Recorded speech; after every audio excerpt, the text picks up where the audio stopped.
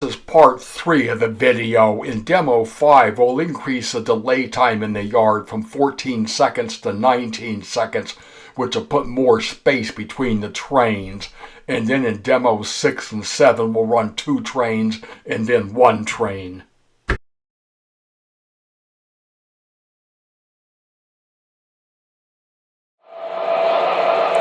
A minute ago, we talked about using a 14-second delay in the yard. That 14 seconds is the time between when the train coming into the yard crosses in front of the detector down there. Then we do a 14-second time delay to pull those trains up in the yard. Now we can actually increase that time and it'll put more space between the trains. And we have one of the buttons connected such that we can add another 5 seconds to our time delay. So it'll be pulling up trains for 19 seconds instead of 14 seconds. So we'll close that switch for more time delay and then start the trains up.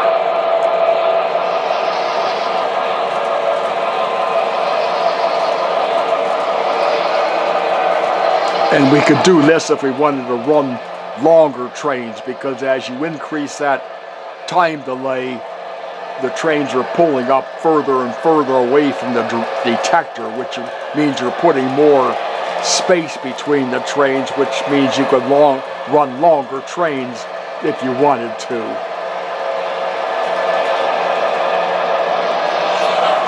Okay, now when that red F3 diesel crossed in front of the detector, it started the 14-second time delay. But when that ends, it'll add another 5-second time delay to pull the trains up a little bit further. And you can see the steam engine here, instead of stopping back by that second station, it pulled up a little bit further. And the one back in the rear, the red F3, that one pulled a little bit further forward than it did before.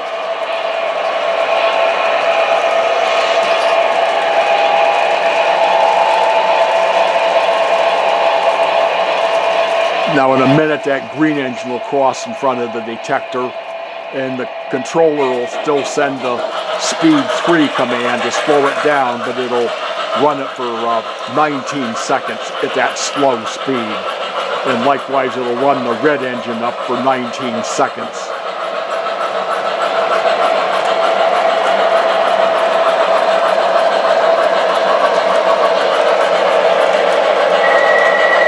You can see the red engine pulled up a little farther forward also than it used to.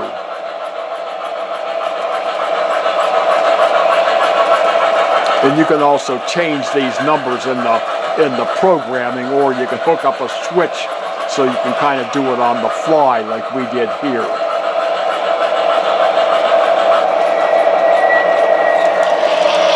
Now the repeat switch is open, so after we execute that 19-second time delay, everything will stop and wait like it did in previous demonstrations.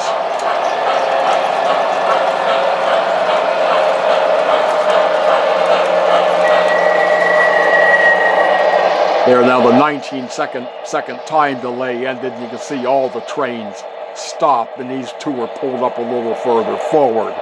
But as before, somebody comes along and pushes the start button again, they'll start running again. And in fact, I'll turn off the button that's controlling the extra time delay, so now they'll go back to their normal spacing. Said another way, the time delay will now be 14 seconds instead of 9 seconds. Instead of 19 seconds.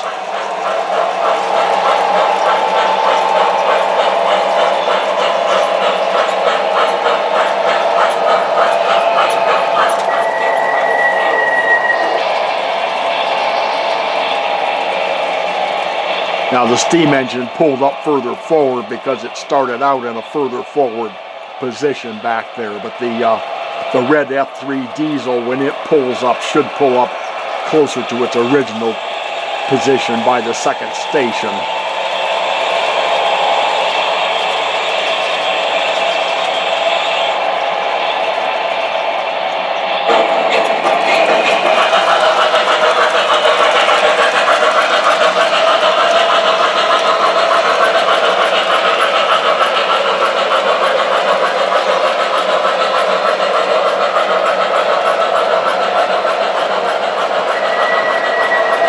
Now you can see those two diesels stop more close to their original position.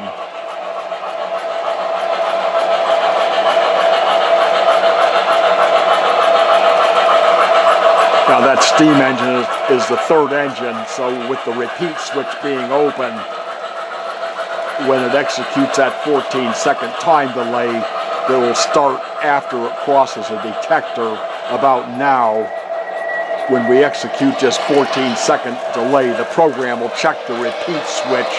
Since it's not closed, but rather it's open, it'll stop executing and hence stop the trains.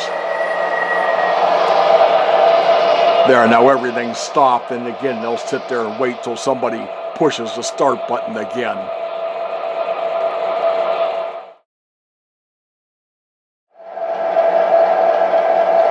Now we've got two trains on the track. You can run any two of the three trains. You just need to run them in the same order as the program is written. In other words, the red F3 was at the front, followed by that diesel. I took the steam engine off because the steam engine, I think, is the noisiest of the three. So we'll press the start button, and that starts our F3 out as before.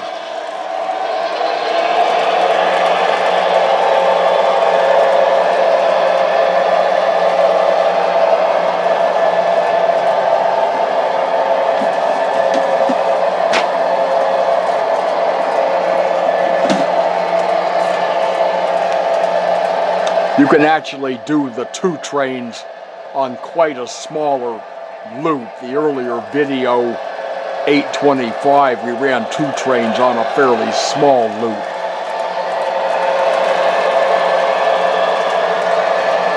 Okay, now we're getting ready to cross in front of the detector, so the controller starts the green train up at mainline speed, and it's bringing the red one in at yard speed 3.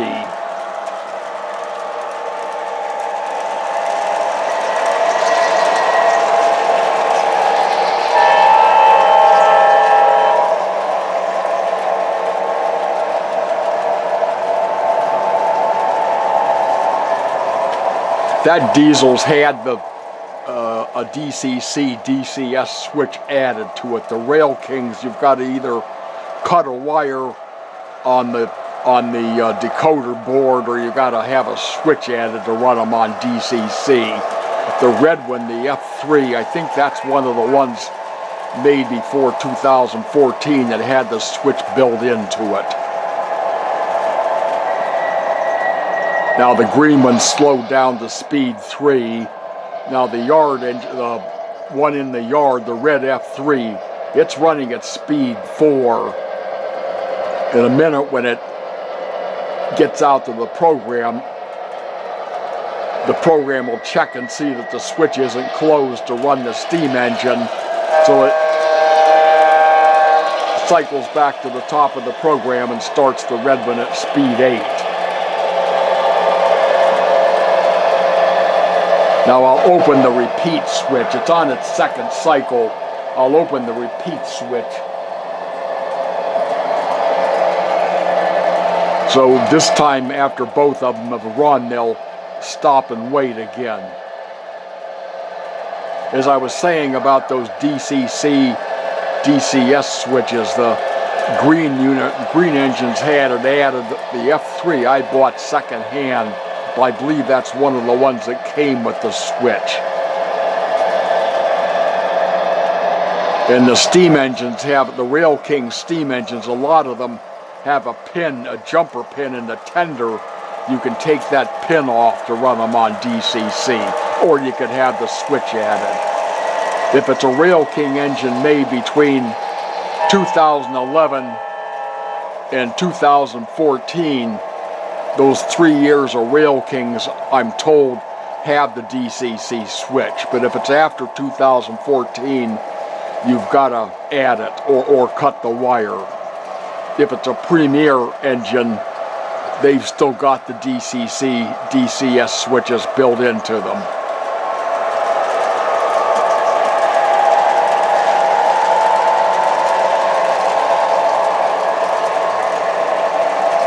Now there's our second and our last engine for 2 trains coming into the yard. So we're going to do our 14-second time delay to pull those forward.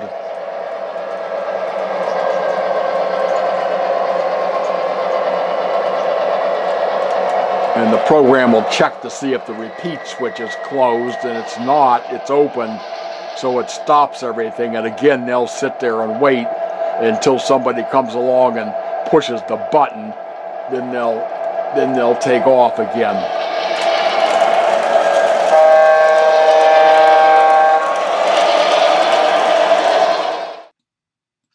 Button continuously, so these trains will do that operation in a continuous mode.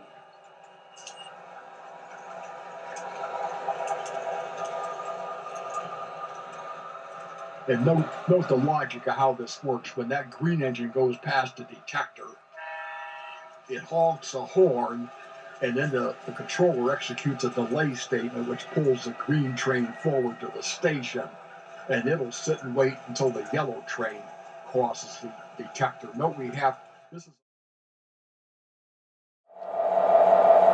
okay, ready to pull out. Now we've got just one engine on the track, and I should have mentioned there's 3 slide switches here, one for each of those 3 engines. If you're running all 3 of them, like the way we started out the video, all 3 of these slide switches would be pushed that way, which is the on position for this switch. But since we're running just one engine, we've got this switch on, which is 779, the green one, and these 2 switches off, since those are the other 2 engines. So if we push the button, that train will start out like before.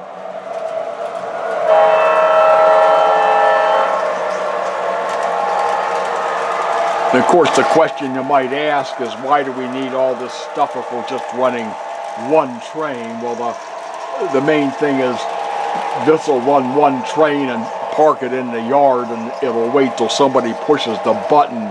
You could run a display that way if it was more or less unmanned. You wouldn't want to run probably 2 trains or 3 trains on an unmanned display where somebody wasn't watching it. But you could run it this way, unmanned. Then if you had people there part of the time to watch it, you could run 2 trains or 3 trains.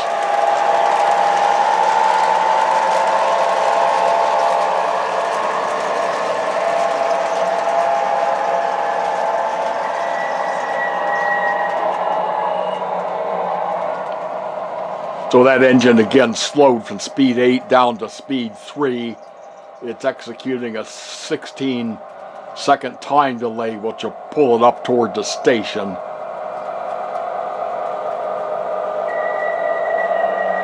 And it'll stop there and sit there and wait till somebody comes along and pushes the button, and it'll take off again and just do another loop of the same thing. Or if you want to run it